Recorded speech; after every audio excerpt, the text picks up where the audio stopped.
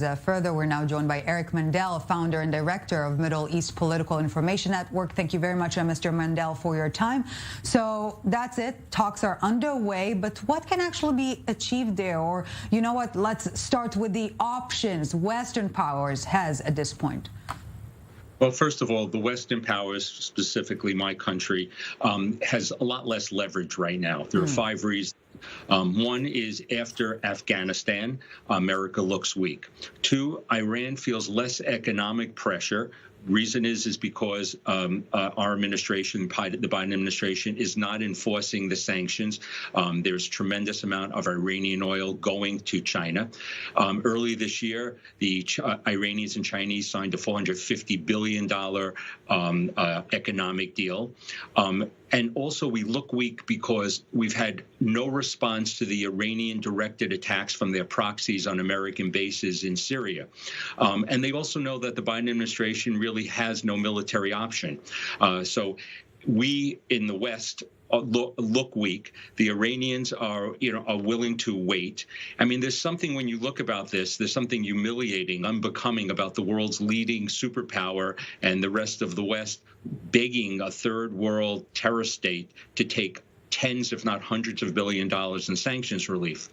But most people are reporting that nothing's going to happen. My feeling is something will happen. And the reason I feel that, I think we're doing a kabuki dance here, that both sides want to look tough. But both sides want a deal. And if 2 sides want some deal, then I think it will happen. The real question here is, what's that deal?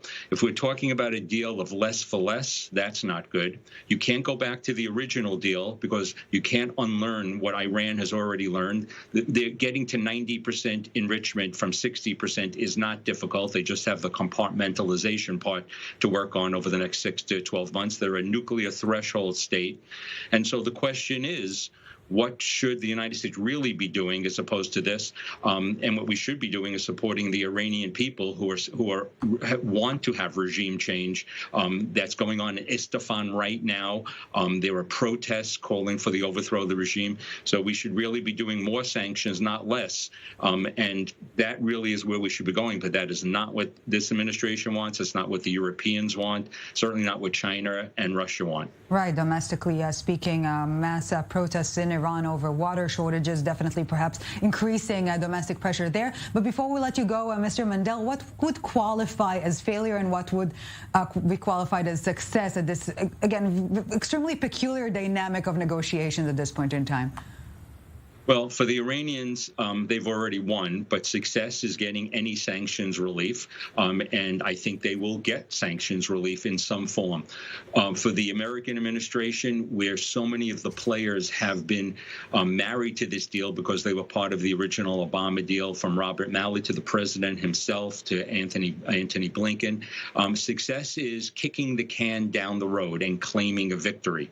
The Europeans want to get back to trading with Iran, and they want that. So people will claim victory, but who is the big loser here? The big loser is Israel and Israel's Arab allies. And then the big question becomes, Israel, can they effectively strike Iran, or do they feel that it's too late? And if it's too late, then they may have to ask the United States for some more guarantees, but they won't say that publicly.